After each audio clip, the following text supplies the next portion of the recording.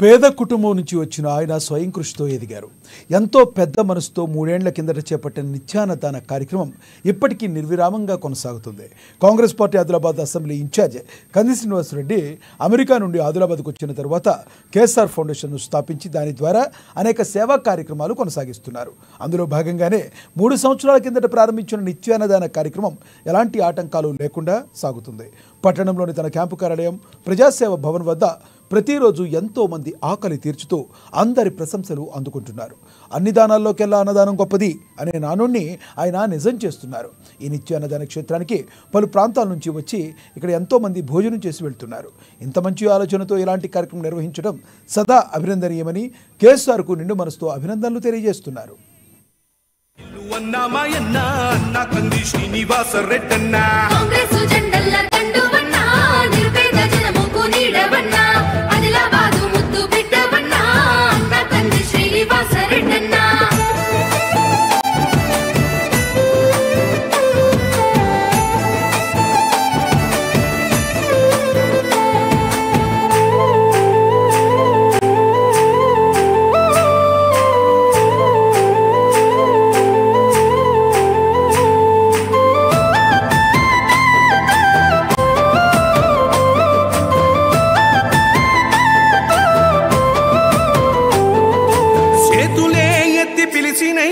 చుట్టుపక్కల గ్రామాలు జెండాలే ఎత్తి మోసినై మమ్ము కన్న మా పల్లెలు